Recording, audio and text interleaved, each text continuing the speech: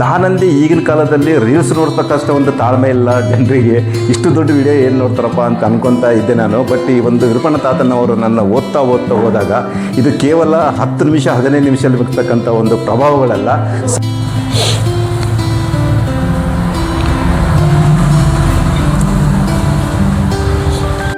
ಕಲ್ಲು ದೇವರ ಕುಟ್ಟುತ್ತ ಬಂದೆ ಎಲ್ಲ ಶಾಸ್ತ್ರವು ಕೆಟ್ಟವು ತಂಗಿ, ಅಲ್ಲಮ ದೇವರ ದೇವ ನಾನು, ಯಾವ ದೇವರು ದೇವರಲ್ಲ, ವಾಯುದೇವರು ದೇವ ನಮ್ಮ, ಪ್ರಾಣವದರೊಳಗೆ ಅಡಗಿದೆ ತಾಯಿ ಅಂತ ಏನು ಮಾಡ್ತಂದ್ರೆ ಭಾಳ ಅವಾಚ್ಯ ಶಬ್ದಗಳಿಂದ ಒಂದು ವಿರೂಪನಗೌಡ ತಾತನವ್ರಿಗೆ ಬೈತಾರೆ ಸರ್.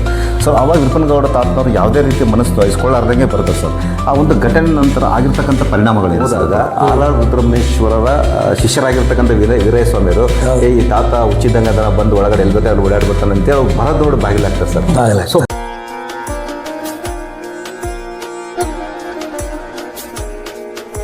ಭಗವದ್ಭಕ್ತರೇ, ದರ್ಶನ ಸಂದರ್ಶನ ವಿತ್ ಹರ್ಷವರ್ಧನಕ್ಕೆ ಸ್ವಾಗತ. ನಾವು ಕಳೆದ ಸಂಚಿಕೆಯಲ್ಲಿ ಶ್ರೀ ಹೇರೂರು ವಿರೂಪನಗೌಡ ತಾತನವರ ಬಗ್ಗೆ ಡಾಕ್ಟರ್ CB ಚಿಲ್ಕರಾಗಿ ಸರ್ ಹತ್ರ ಏನು ಮಾಡಿದ್ರೆ ಸಂದರ್ಶನ ಮಾಡಿ ಮಾಹಿತಿಯನ್ನು ತೊಗೊಂಡಿದ್ದೀವಿ. ಸೊ ಈ ಸಂಚಿಕೆಯಲ್ಲಿ ಏನು ಮಾಡಿದ್ರೆ ಇನ್ನೂ ಶ್ರೀ ವಿರೂಪನಗೌಡ ತಾತನವರ ಬಗ್ಗೆ ಇನ್ನೂ ಹೆಚ್ಚಿನ ಮಾಹಿತಿಯನ್ನು ತೊಗೊಳ್ಳೋಣ. ಯಾಕಂದ್ರೆ ನಾನು ಮೊಟ್ಟ ಮೊದಲ ಬಾರಿಗೆ ಶ್ರೀ ಹೇರೂರು ವಿರೂಪನಗೌಡ ತಾತನ ಬಗ್ಗೆ ನಾನು ಈ ಒಂದು ಚಿತ್ರೀಕರಣ ಮಾಡಬೇಕಂತ ಸಂದರ್ಭದಲ್ಲಿ ನನಗೆ ಕಂಪ್ಲಿಯಲ್ಲಿ ಸೋಮೇಶ್ವರ ದೇವಸ್ಥಾನ ಚಿತ್ರೀಕರಣ ಮಾಡಬೇಕಾದ್ರೆ ಅಲ್ಲಿರ್ತಕ್ಕಂಥ ಒಂದು ವೀರೇಶ್ ಅಂತಕ್ಕಂಥ ಅರ್ಚಕರು ನನಗೆ ಹೇಳಿದರು, ಸರ್ ವಿರೂಪನಗೌಡ ತಾತನವರ ಒಂದು ವಿಡಿಯೋ ಮಾಡಂತೇಳಿ. ನಾನು ಯಾ ತಾತ 10 ಊರಿಗೆ ಒಂದು ಮಠಗಳು ಅದಾವ, ಯಾ ತಾತ ವಿಡಿಯೋ ಮಾಡೋಕ್ಕಂತೆ ನನ್ನಷ್ಟಕ್ಕೆ ನಾನೇ ಯೋಚನೆ ಮಾಡ್ಕೊಂಡು ಕುಂತಾಗ ಆದರೂ ಯಾಕೋ ನಾನು ರಾತ್ರಿ ಮಲ್ಕೊಂಡ ಪ್ರತಿ ಸತಿ ತಾತನವ್ರು ನೆನಪಾಗ್ತಿತ್ತು. ಹೇಗೆ ಮಾಡೋದು ಏನು ಮಾಡೋದು ಅಂತೇಳಿ ನಾನು ವಿಚಾರ ಮಾಡಿದಾಗ ಆಕಸ್ಮಿಕವಾಗಿ ನಾನು ಏನು ಮಾಡಿಬಿಟ್ಟು ಅಂದರೆ ಹೇರೂರಿಗೆ ಬಂದೆ. ಹೇರೂರಿಗೆ ಬಂದಾಗ ಏನಾಯ್ತು ಅಂದ್ರೆ ನನಗೆ ಶರಣೇಗೌಡರು ಅಂತೇಳಿ ಒಬ್ಬ ಹಿರಿಯರಿಂದ ನಾವು ಏನಾಯ್ತು ಅಂದ್ರೆ ಭೇಟಿ ಮಾಡಿದೆ. ಸೊ ಅವ್ರು ಏನು ಮಾಡಿದ್ರು ಅಂದ್ರೆ ನನಗೆ ಡಾಕ್ಟರ್ CB ಚಿಲ್ಕರಾಗಿ ಸರ್ ಅವ್ರನ್ನ ನೀವು ಕಾಂಟ್ಯಾಕ್ಟ್ ಮಾಡಿ ಅವರು ಸಂಪೂರ್ಣ ಮಾಹಿತಿ ಇದೆ ಅವ್ರ ಹತ್ರ ಅಂತ ಹೇಳಿದಾಗ ನಾನು ಸರ್ ಫೋನ್ ಮಾಡಿದಾಗ ಸೊ ಅವರು ತಂದೆಯವರು ಕುಂಬಾರ ಬಸಣ್ಣ ಸರ್ ಅವರು ಬರೆದಿರ್ತಕ್ಕಂಥ ಒಂದು ಅದ್ಭುತವಾದ ಒಂದು ಕೃತಿ ಕಲ್ಲು ದೇವರ ಕುಟ್ಟುತ್ತಾ ಬಂದೆ ಅಂತ ಏನು ಮಾಡ್ತಾರೆ ಪುಸ್ತಕವನ್ನು ಕೊಟ್ಟರು. ದಹಾನಂದಿ ಈಗಿನ ಕಾಲದಲ್ಲಿ ರೀಲ್ಸ್ ನೋಡ್ತಕ್ಕಷ್ಟು ಒಂದು ತಾಳ್ಮೆ ಇಲ್ಲ ಜನರಿಗೆ. ಇಷ್ಟು ದೊಡ್ಡ ವಿಡಿಯೋ ಏನು ನೋಡ್ತಾರಪ್ಪ ಅಂತ ಅನ್ಕೊತಾ ಇದ್ದೆ ನಾನು. ಬಟ್ ಈ ಒಂದು ವಿರೂಪಣ್ಣ ತಾತನವರು ನನ್ನ ಓದ್ತಾ ಹೋದಾಗ ಇದು ಕೇವಲ 10 ನಿಮಿಷ 15 ನಿಮಿಷದಲ್ಲಿ ಬರ್ತಕ್ಕಂಥ ಒಂದು ಪ್ರಭಾವಗಳಲ್ಲ. ಸಾಕಷ್ಟು ಸಂಚಿಕೆಗಳಲ್ಲಿ ಏನಾಗುತ್ತಂದರೆ ಈ ಒಂದು ಸಂಚಿಕೆಗಳಲ್ಲಿ ಈ ಒಂದು ಶ್ರೀ ಹೇರೂರು ವಿರೂಪನಗೌಡ ತಾತನವರ ಒಂದು ಚಿತ್ರೀಕರಣದ ಒಂದು ಸಂಚಿಕೆಗಳು ಬರುತ್ತೆ. ಸೊ ತಪ್ಪದೆ ಎಲ್ಲ ಸಂಚಿಕೆಗಳನ್ನು ನೀವೇನು ಮಾಡ್ಬೇಕಂತಂದರೆ ನೋಡ್ಬೇಕಂತೇಳಿ ತಮ್ಮಲ್ಲಿ ವಿನಂತಿ ಮಾಡ್ತಾರೆ. ನಮಸ್ಕಾರ ಸರ್. ಕಳೆದ ಸಂಚಿಕೆಯಲ್ಲಿ ಬಹಳಷ್ಟು ವಿರೂಪನಗೌಡ ತಾತನವ್ರ ಬಗ್ಗೆ ಮಾಹಿತಿಯನ್ನು ಕೊಟ್ಟಿದ್ರು ಸರ್. ಸೊ ಈ ಒಂದು ಸಂಚಿಕೆಯಲ್ಲಿ ಏನು ಮಾಡೋದಂತಂದ್ರೆ ಸರ್, ಯಾವುದೇ ಒಬ್ಬ ಅವಧೂತರಾಗಿ ಪರಿವರ್ತನೆ ಆಗಬೇಕಾದ್ರೆ ಅವರ ಮಹಿಮೆಗಳಿಂದಲೇ ಅವ್ರು ಏನು ಮಾಡ್ತಾರೆ ಅಂತಂದ್ರೆ ಅವಧೂತರಾಗಿ ಪರಿವರ್ತನೆ ಆಗಿರ್ತಕ್ಕಂಥ ಜನರ ಮನದಲ್ಲಿ ಬರುತ್ತೆ ಸರ್.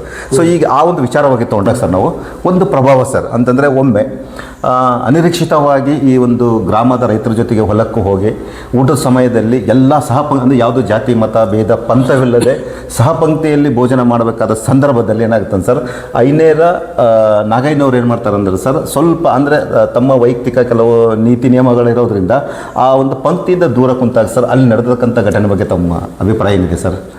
ಉಂಡ ಊಟ ಒಬ್ಬರು ನೋಡಲಿಲ್ಲ, ಕಂಡಂಗೆ ಬೋಳಿದ್ರು ಜನರೆಲ್ಲ ಅನ್ನುವಂಥ ಮಾತಿನ ಜೊತೆಗೆ ವೇದ ಶಾಸ್ತ್ರ ಓದಿ ವಾದ ಮಾಡುವ ಬಗ್ಗೆ ಹಾದಿ ಇನ್ನೆಲ್ಲಿ ದೊರೆಯಬೇಕು ಅಂತ ಕೇಳಿದಂತ ಕಲ್ಲು ದೇವರ ಕುಟ್ಟುತ್ತಾ ಬಂದೆ ಎಲ್ಲ ಶಾಸ್ತ್ರವು ಕೆಟ್ಟವು ತಂಗಿ, ಅಲ್ಲಮ ದೇವರ ದೇವ ನಾನು, ಯಾವ ದೇವರು ದೇವರಲ್ಲ, ವಾಯುದೇವರು ದೇವ ನಮ್ಮ, ಪ್ರಾಣವದರೊಳಗೆ ಅಡಗಿದೆ ತಾಯಿ ಅಂತ 1840-50 ಕಾಲಘಟ್ಟದಲ್ಲಿ ಹೇಳಿರ್ತಕ್ಕಂಥ ಅಂದರೆ ಒಂದು ವಿಚಾರವಾಯ್ತು ಸರ್.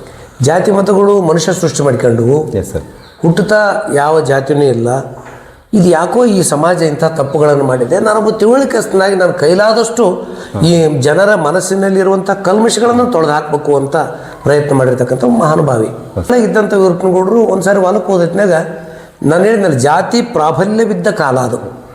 ಆ ಕಾಲ ಸಂದರ್ಭದಲ್ಲಿ ಊಟಕ್ಕೂ ಅರ್ಧ ಐನೇರು ನಾಗಯ್ಯ ಅಂತೇಳಿ ಅಲ್ಲಿ ಕೆಲಸಕ್ಕೆ ಬಂದಿದ್ದ ಹೊಲಕ್ಕೆ. ನಾಗಯ್ಯ ಬಾ ಅಂದರು, ಎಲ್ಲರೂ ಬಂದರು. ಕಬ್ಬೇರ ಮಂದಿ ಬಂದರು, ನಾಯಕರ ಮಂದಿ ಬಂದರು, ಮಾದರ ಮಂದಿ ಬಂದರು, ಬ್ಯಾಗರ್ ಕುಂಬಾರರು ಕಂಬಾರರು ಎಲ್ಲ ಬಂದರು. ಗೌಡ ಕರೀತಾರೆ ಮತ್ತು ಭಾಳ ಪ್ರೀತಿಯಿಂದನೇ ಬಂದರು. ಯಾವತ್ತಿಗೂ ಕರ್ಕೊಂಡು ಉಣ್ತಿದ್ದಾಗ ಬಂದು ಕುಂದಿಸಿದ ತಕ್ಷಣ ನಾಗಯ್ಯ ನಾನು ಕೂಡಿ ಐನೇರು ಇದ್ದೀನಿ, ಈತ ನೋಡಿದ್ರೆ ಎಲ್ಲ ಜಾತಿಯವ್ರನ್ನ ಕೂಡಿಸ್ಬಿಡ್ತಾನೆ, ಎಲ್ಲಿ ಊರಾಗ ನನಗಿದು ತಿಪ್ಪಲಾತೈತಾನ ಅಂತ ಅದು ಮನಸ್ಸಿಗೆ ನೊಂದ್ಕೊಂಡು ಏನು ಶಾಣಿತನ ಮಾಡಿದೆ ಅಂದ್ರೆ ಇವ್ರ ಜೊತೆಗೆ ಯಾಕೆ ಕುಂದಿರಲಿ ಅಂತೇಳಿ ಅದ್ವೈತಗಳಿದ್ದಂಗೆ ಅದಾವ್ರು ಇವರು ಅದು ಸ್ವಲ್ಪ ದೂರ ಕುಂತ್ಕೊಂಡ್ಮೇಲೆ ಈತ ಹೆಂಗೆ ತಿಳಿಸಿ ಹೇಳ್ಬೇಕಲ್ಲ, ಅದು ಬುತ್ತಿ ಬಿಚ್ಚಿದ ಸ್ವಲ್ಪ ಹೆಂಗಿತ್ತು ಹಂಗೆ ಆಗಲಿಲ್ಲ.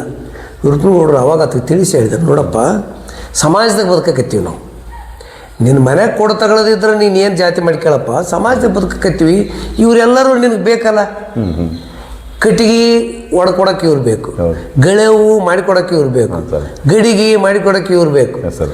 ನಿನಗೇನು ಅನುವಾಪತ್ತಿಗೆ ಇವ್ರು ಬೇಕು. ಸರ್. ನೀನು ಹಿಂಗೆ ಬೇರೆ ಹಾಕ್ಯಂತ ಹೋದಂದ್ರೆ ನಿನ್ನ ಯಾರು ಕೇಳ್ತಾರೋ ಸ್ವಾಮಿ ಬಿಡೋದನ್ನ ಇವ್ರ ಜೊತೆಗೆ ಬೆರೆಯೋದು ಕಲಿ. ನೀನು ಇವ್ರದ್ದು ಉಣ್ಬೇಡ, ಹಾಂ ಅದು ನಿಂದರ ಅವ್ರಿಗೆ ಹಂಚ್ಕೊಂಡು ಉಂಡ್ರು ಹಸುವಿಲ್ಲ ಅಂತ ಹೇಳ್ತಾರ ಅಂತ ಅಂದಾಗ. Yes sir. ಸರ್ ಇನ್ನೊಂದು ವಿಶೇಷವಾಗಿ ಸರ್ ಇದೇ ಒಂದು ವಿಚಾರವಾಗಿ ಈಗ ನೀವು ಕಂಬಾರ ಅಂತ ಹೇಳಿದ್ರಿ ಸರ್. ಈಗ ಕಂಬಾರ ಮಾನಪ್ಪರವ್ರ ಮನೆಗೆ ಇವ್ರು ಯಾವುದೋ ಒಂದು ಕೆಲಸಕ್ಕಂತ ಹೋದಾಗ ಅವಾಗ ಮಾನಪ್ಪ ಏನು ಮಾಡ್ತಂದ್ರೆ ಭಾಳ ಅವಾಚ್ಯ ಶಬ್ದಗಳಿಂದ ಒಂದು ವಿರ್ಪನಗೌಡ ತಾತನವ್ರಿಗೆ ಬೈತಾರೆ ಸರ್. ಸೊ ಅವಾಗ ವಿರ್ಪನಗೌಡ ತಾತನವ್ರು ಯಾವುದೇ ರೀತಿ ಮನಸ್ಸು ವಹಿಸ್ಕೊಳ್ಳಾರ್ದಂಗೆ ಬರ್ತಾರೆ ಸರ್. ಆ ಒಂದು ಘಟನೆ ನಂತರ ಆಗಿರ್ತಕ್ಕಂಥ ಪರಿಣಾಮಗಳೇನು ಸರ್ ಅದು? ವಿರ್ಪನಗೌಡರಿಗೆ ಗೌಡಿಕೆಯನ್ನು ಕಸಗಬೇಕನ್ನಂಥ ಒಂದು ವ್ಯವಸ್ಥೆ ಏನಿತ್ತಲ್ಲ ಅದು ಕಂಬಾರ ಮಾನಪ್ಪನ ಸೇರಿಸ್ಕೊಂಡಿದ್ರು. ಅವರು ವಿರೋಧ ಪಾಳೆಯಲ್ಲಿದ್ದರೆ ವಿರೋಧ ಪಾಳ್ಯದಲ್ಲಿ ದೊಡ್ಡ ಸ್ಥಾನದಲ್ಲಿ ಇದ್ದಿತ್ತು ಕಂಬಾರ ಮಾನಪ್ಪ. ಕಂಬಾರ ಮಾನಪ್ಪನ ಕೊಲಿಮೆ ಭಾಳ ಚಲೋ ನಡೀತಿತ್ತು. ಅವಾಗ ಆತ ಕೊಲಿಮೆಗೆ ಬಂದು ಕುಂದಿರ್ತಿದ್ರು ಎಲ್ಲರೂ. ಅದೊಂದು ಅಡ್ಡೆ ಆಗಿತ್ತು, ವಿರೋಧಿಗಳ ಪಾಳ್ಯದ ಅಡ್ಡೆ ಆಗಿತ್ತು. ಆತ ಏಕೋಚಿಂತ ಹೆಂಗೆ ಹಂಗೆ ಮಾತಾಡ್ತಿದ್ದ.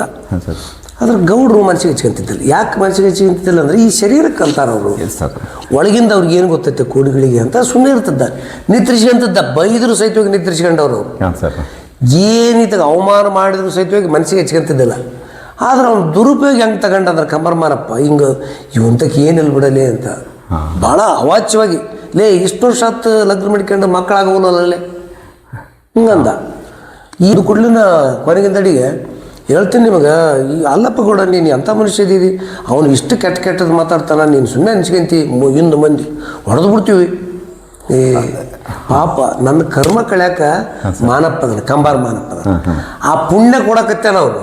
ಆ ಪುಣ್ಯನ ಕಳ್ಕೊಂತಿರಲ್ಲ ನೀವು ಅಂತೇಳಿ ಬೈದು ಮಾಡಿದ್ರು. ಮುಂದೆ ಅದಕ್ಕೆ ದೊಡ್ಡ ಶಿಕ್ಷಣ ಆಯ್ತು. ಬಾಯಿ ಬಿದ್ದೋತು, ಕೈ ಕಾಲು ಎದ್ದೇಳಾರ್ದಂಗೆ ಆಯ್ತು.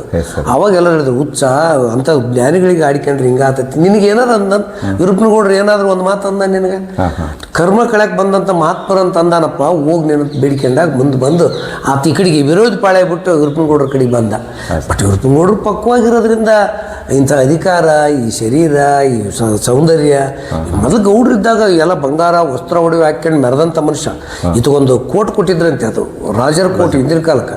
ಅದನ್ನು ಸಹಿತವಾಗಿ ತ್ಯಾಗ ಮಾಡಿ ಎಲ್ಲವನ್ನು ಬಿಟ್ಟು ಹೋಗಂಥ ಮನುಷ್ಯ ಕಂಬಾರ ಮಾನಪ್ಪ ನಮಸ್ಕಾರ ಅಂದ್ರೆ ಅದಕ್ಕೆ ಏನಾಗಬೇಕಾಗಿತ್ತು ಅದೆಲ್ಲವನ್ನು ತಿರಸ್ಕಾರ ಮಾಡಿ. ಸರ್ ಇದೇ ಸಮಕಾಲೀನ ಒಂದು ವಿಷಯ ತಗೊಂಡಾಗ ಈ ಗಾಣಿಗೆ ರಾಮರಪ್ಪ ಅವ್ರ ಮನೇಲಿ ಒಂದು ಇದೇ ರೀತಿ ಒಂದು ಘಟನೆ ನಡೀತು, ಅವಮರ್ಯಾದೆ ಮಾಡಿದ್ರು. ಅದು ಗಾಣಿಗೆ ರಾಮರಪ್ಪನವರ ಅವರು ಹೆಂಡತಿ ಏನಿದ್ರು ಸರ್ ಭಾಳ ಭಕ್ತರಾಗಿದ್ದರು ಸರ್.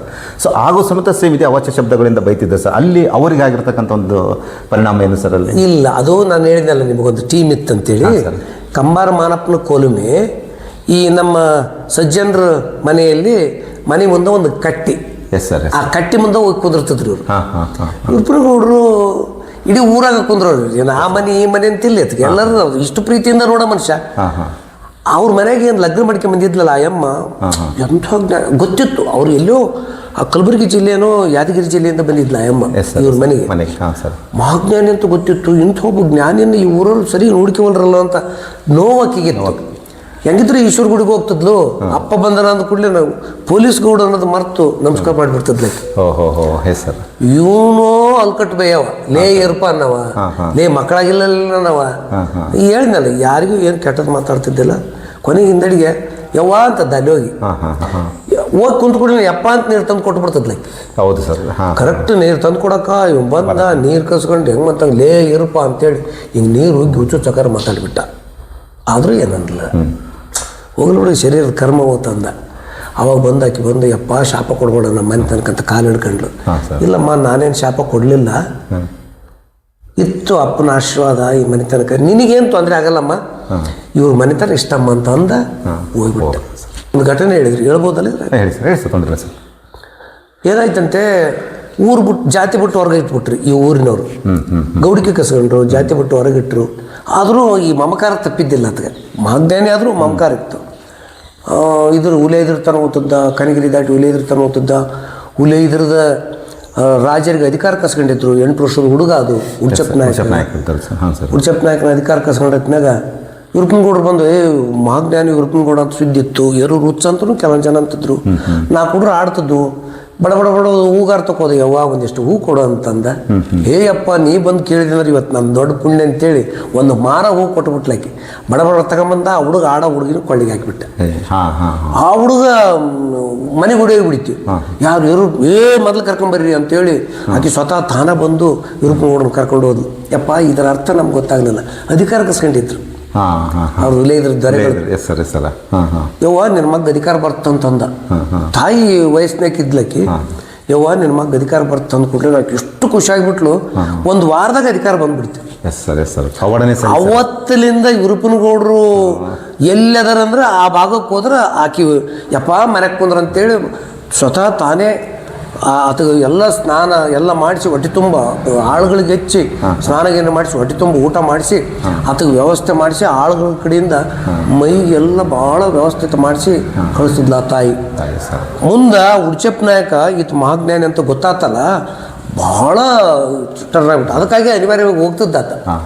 ಹೋಗಿ ಬರ್ತಿರ್ಬೇಕಾಗಿದ್ರೆ ಆ ಅಯ್ಯಣ್ಣ ಮಾಸ್ಟ್ರ್ ತಾತನ ಅಂದ್ರೆ ಅಯ್ಯಣ್ಣ ಮಾಸ್ಟ್ರ್ ಅಜ್ಜಿ ಒಂದು ನೆಲುವಿಗೆ ಒಂದು ಮಗಿ ಹಾಲು ಇಟ್ಟು ಕೆಳಗೆ 2 ರೊಟ್ಟಿ ಇಟ್ಟಿರ್ತಿದ್ಲು. ಇದು 4 ಗಂಟೆಗೆ ಊರು ಬಿಟ್ಟು ಹೋಗ್ಬಿಡ್ಬೇಕಲ್ಲ, ಬರ್ರ ಅಂತ ಬರತ್ತು. 8-10 ಕಿಲೋಮೀಟರ್ ನಡ್ಕೊಂಡು ಹೋಗುತ್ತೆ. ಉಳಿದಿರ್ತ ನಡ್ಕೊಂಡು ಹೋಗುತ್ತೆ. ಹಳ್ಳಿ ಸುಳೆಕಲ್ಲು ಮಲ್ಕೊಂಬಿಟ್ಟು ಎಲ್ಲ ಕಡೆ ನಡ್ಕೊಂಡು ತಿರುಗಾಡ್ತಿದ್ದ. ನಡ್ಕೊಂಡು ಬರುತ್ತೆ. ದುರ್ದೈವಕ್ಕೆ ಅವತ್ತು ಹಸಿವೆ ಆಗ್ಬಿಟ್ಟೈತಿ. ಹಸ್ಕೊಂಡ್ಬಿಟ್ಟನ ಯವ್ವ ಅಂದಾನ. ಅಲ್ಲಿ ಮಾತಾಡ್ಸಿದ್ದಿಲ್ಲ. ಅದು ನೆರವಿನ ಮ್ಯಾಗ ಏನಿತ್ತಲ್ಲ ತಂಬಿಗೆ ತೆಗೆದು ನೋಡ್ಯಾನ, ಹಾಲಿಲ್ಲ. ರೊಟ್ಟಿ ನೋಡ್ಯಾನ, ರೊಟ್ಟಿ ಇಲ್ಲ. ಅವತ್ತಿನ ದಿವಸ ಸಂಜೆ ಮುಂದೆ ಯಾರು ಅವ್ರ ಮನೆಗೆ ಬಂದ್ಬಿಟ್ಟಾರ. ಆಕಿ ಹೊಟ್ಟೆ ತುಂಬ ಉಣಿಸ್ಬಿಟ್ಟಾಳ. ರೊಟ್ಟಿ ಮಾಡಿರ್ತಾನೋ ಇವ್ರು ರೂಪಾಯಣ್ಣ ಬರ್ತಾನ ಅಂತಂದ್ರೆ, ಇಷ್ಟೊತ್ತಿಗೆ ಏನು ಮಾಡ್ತಿ ಮಕ್ಕಳವ ಅಂತಂದ್ರೆ, ಇವತ್ತು ಯಾವಾಗ ಬರ್ತಾನೆ ತಗ ಅಂತ ಅಂದಾರ. ಪಾಪ ಆಕಿ ಇಟ್ಟು ಯವ್ವ ಅಂತ ಬಂದು ಆಹಾ ಕಣ ನೀರು ಬಂದು.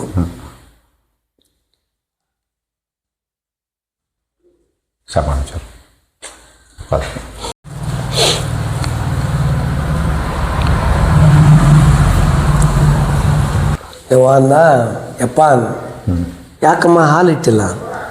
ಯಪ್ಪ ದನ ಒದ್ಕೊಂಬಿಟ್ಟವಪ್ಪ. ಹೇಗೆ ಕುಡಿ, ಎಲ್ಲಿ ದನ ಒದ್ಕೊಂಡವ, ನೀರು ತಗೊಂಬ ಅಂದ. ಆತ ಪವಾಡ ಪುರುಷ ಆಗಿಬಿಟ್ಟಿದ್ದ ಆಕೆಗೆ. ಸರಿ ಹಂಗಾರಂತ ಒಂದು ಚಮ್ಮಿ ನೀರು ಕೊಟ್ಟರು. ಕೆಸಲ ತೊಳೆದಂತೆ ಆ ನೀರು ತಗೊಂಡು ಬೆನ್ನಿಗೆ ಹೊಡೆದಂತೆ. ಹೊಡೆದು ಹಾಲು ನಿಂತ್ಕೊಂಡ್ರೆ ಒಂದು ಚರಿಗೆ ಹಾಲು ಕೊಡ್ತಿಂತೆ. ನಾನು ವಿರ್ಪಣ್ಣ ಕೇಳಿದೆ, ವಿರ್ಪಣ್ಣ ಇದು ಕರೆ ಬನ್ನಂತ ಕೇಳಿದೆ. ನೋಡಪ್ಪ ನಾನು ನಿನ್ನ ಕರೆ ಹೇಳ್ತೀನಿ, ನಾನು ಏನು ಹೇಳಿದ್ರೆ ಕೇಳ್ತಿದ್ದಿ. ನಮ್ಮ ಮನೆಗೆ ಇವತ್ತಿಗೂ ಕಟ್ಟಿಕೊಂಡದ್ದೇ ಇಲ್ಲ. ನಮ್ಮ ಮನೆಗೆ ಇವತ್ತಿಗೂ ಆಕಳ ಕಟ್ಕೊಂಡಿದ್ದೇ ಇಲ್ಲ. ನಾವು ಯಾವಾಗ ಬೇಕಂದ್ರೆ ಅವಾಗ ಹಾಲು ಹಿಂಡ್ಕೊಂತೀವಪ್ಪ. ಅದು ಏತನೂ ಕೊಡ್ತೈತಪ್ಪ ಅಂದ. ಇದು ಪ್ರಾಕ್ಟಿಕಲ್ ನಾನು ನೋಡಿದ್ದು ಮತ್ತು ಕೇಳಿದ್ದು. ಇವತ್ತಿನವರೆಗೂ ಮರಳಿ ಅಂದ ತಕ್ಷಣ ಒಂದು ವಿಷಯ ನೆನಪಾಯ್ತು ಸರ್. ವಿಜಯದಶಮಿ ದಿನ ಪಡವೆಡೆಯ ಸ್ವಾಮಿಯವರ ಮನೆಯಲ್ಲಿ ಪುರಾಣ ಮುಗಿಸಿ ಪ್ರಸಾದಕ್ಕಂತ ಬಂದಾಗ ಅವಾಗ ಆ ಗಣಗಳೆಲ್ಲ ಪ್ರಸಾದ ಪಂಕ್ತಿ ಮುಗಿಲಂತೆ ಅವಾಗ ಈ ವಿರುಪನಗೌಡ ತಾತನವರು ಹೋದಾಗ ಆಲಾಳ್ ರುದ್ರಮನೇಶ್ವರರ ಶಿಷ್ಯರಾಗಿರ್ತಕ್ಕಂಥ ವೀರಯ್ಯ ಸ್ವಾಮಿಯವರು ಈ ತಾತ ಹುಚ್ಚಿದಂಗ ಬಂದು ಒಳಗಡೆ ಎಲ್ಲಿ ಬೇಕಾದ್ರೆ ಓಡಾಡಿ ಬರ್ತಾನೆ ಅಂತೇಳಿ ಬರೋದು ನೋಡಿ ಬಾಗಿಲಾಗ್ತಾರೆ ಸರ್. ಸೊ ಬಾಗಿಲಾಗ್ದಾಗ ಅವಾಗ ಒಂದು ವಿಚಿತ್ರವಾದ ಒಂದು ಪ್ರಭಾವ ಅವರು ತೋರಿಸ್ತಾರೆ. ಏನು ಸರ್ ಅಲ್ಲಿ ನಡೆದಿರ್ತಕ್ಕಂಥ ಒಂದು ಘಟನೆ ಏನು ಸರ್ ಅದು? ನಾವು ಸಣ್ಣ ಹುಡುಗಿದ್ದಾಗ ಐನೇರ್ ಪಂಕ್ತಿ ಅಂತ ಮಾಡ್ತಿದ್ರು. ಅಂದ್ರೆ ಐನೇರ್ ಉಣುವರೆಗೂ ಬೇರೆ ಯಾರಿಗೂ ಊಟ ಕೊಡ್ತಿದ್ದರು. ದೊಡ್ಡ ಗೌಡ್ರ ಮನೆಗೆ ಅಷ್ಟೇ. ಎಲ್ಲ ಲಿಂಗಾಯತ್ ಸೆಕ್ಟಲ್ಲಿ ಈ ಪದ್ಧತಿಯನ್ನು ಪಾಲಿಸ್ಕೊಂಡು ಬಂದಿದ್ರು. ಮೊದಲು ಐನೇರ್ ಪಂಕ್ತಿ ಮುಗಿಬೇಕಪ್ಪ ಅಂತಿದ್ರು. ಈ ಬುಣಶಪ್ ತಾತ ಮತ್ತು ಶಾಣೈ ತಾತನವ್ರು ಅಂತ, ಬುಣಶಪ್ ತಾತನವ್ರು ಈಗ ಅದಾರ, ಶಾಣೈ ತಾತನವರು ನಾನು ನೋಡೀನಿ. ಶಾಣೈ ತಾತನವ್ರ ತಾತನ ಕಾಲದ ಘಟನೆ ಇದು. ಬುಣಶಪ್ ತಾತನ ತಾತ ಶಾಣೈ ತಾತ ಭಾಳ ಈ ನಮ್ಮ ಭಾಗಕ್ಕೆ ಭಾಳ ದೊಡ್ಡ ಹೆಸರನ್ನು ಪಡ್ಕೊಂಡಿರ್ತಕ್ಕಂಥ 2 ಮಠಗಳು. ಬುಣಶಪ್ ತಾತ ಅಂತ ಹೆಸರೇನಿಟ್ಟಾರಲ್ಲ, ಅವ್ರ ತಾತನೂ ಮಹಾಜ್ಞಾನಿ ಆಗಿದ್ದ, ಪವಾಡ ಪುರುಷ ಇದ್ದಂಗೆ ಇದ್ದ. ಜೊತೆಗೆ ಪುರಾಣ ಪುಣ್ಯಕಥೆಗಳನ್ನು ಬರೆದು ನಾಟಕಗಳನ್ನು ಬರೆದು ಆಡಿಸ್ತಿದ್ದ. ಅದೇ ಪರಂಪರೆ ಅವರ ಮಠದಲ್ಲಿ ಬಂದಿದೆ. ಶ್ರೀದೇವಿಯ ಉಪಾಸಕರು. ಈ 2 ಮಠಗಳು ಶ್ರೀದೇವಿ ಉಪಾಸಕರು. ಸುತ್ತಹತ್ತಳ್ಳಿಗೆ ಒಂದು ಕಡೆಗೆ ಭಾಳ ಚಲೋ ಅಂತ ಆದರೆ ಇನ್ನೊಂದು ಕಡೆಗೆ ಹುಚ್ಚ ಅಂತಂದ್ರೆ. ಕಾರಣ ಏನಂದರೆ ಮಹಾಜ್ಞಾನಿಗಳನ್ನು ನಮ್ಮ ಸಮಾಜ ಜ್ಞಾನಿ ಅಂತ ಒಪ್ಪಿಕೊಂಡಿದ್ದಿಲ್ಲ. ಅವ್ನು ಏನಪ್ಪ ಎಲ್ಲ ಜಾತಿಯವ್ರನ್ನ ಕೂಡಿಸ್ಬಿಟ್ಟ. ಜಾತಿ ಅಂದ್ರೆ ಭಾಳ ಕೆಟ್ಟದ ಅವತ್ತಿನ ಕಾಲ. ಎಲ್ಲ ಜಾತಿಯವ್ರ ಜೊತೆಗೆ ಹೋಗಿ ಉಣ್ತಾನೆ, ಎಲ್ಲರ ಮನೆಗೆ ಇರ್ತಾನೆ ಕುಡಿ. ಏನೋ ಅವನು ಐನೇರು ಪಂಕ್ತಿ ನಡೆದು ಬಿಟ್ಟೈತೆ. ಇತ್ತಿನಂಗೆ ಒಳಗೆ ಬಿಡೋದು ಅಂತೇಳಿ. ಆದ್ರೆ ರುದ್ರಮುನಿ ಸ್ವಾಮಿಗಳು ಮಗ ಅದರಲ್ಲ, ರುದ್ರಮುನಿ ಸ್ವಾಮಿಗಳು ಇವ್ರ ಸಂಪರ್ಕ ಸ್ವಲ್ಪ ದಿವಸ. ಅವ್ರ ಮಗ ಇದು ಸ್ವಲ್ಪ ಹೆಚ್ಚು ಕಡಿಮೆ ವಾರಿಗೆ ಇದು ಇರ್ಕೊಂಡ್ಬಿಟ್ಟು ಅತ್ತೇನು ಮಾಡಕ್ತಾ ಇರಲಿಲ್ಲ. ಊಟಕ್ಕೆ ಕರೆದನ್ರಿ ಇರ್ಕೊಂಡು ಬಂದನ ಉಳಕ್ಕೆ ಕರ್ಲಿಕ್ರಿ ಹಂಗಂತ. ಉಳ್ದವ್ರು ಇರ್ತಾರಲ್ಲ ವಿರ್ಪಣ್ಣ ಇತ್ತಗ ಆ ಸ್ವಾಮಿಯವ್ರಿಗೆ ಈ ಸುಳೆಕಾಲ್ ಮಠ ತಾತನವ್ರಿಗೆ ಹಳ್ಳಿ ತಾತನವ್ರಿಗೆ ಇತ್ತು ಎಂಥ ಜ್ಞಾನ ಅಂತ ಗೊತ್ತು.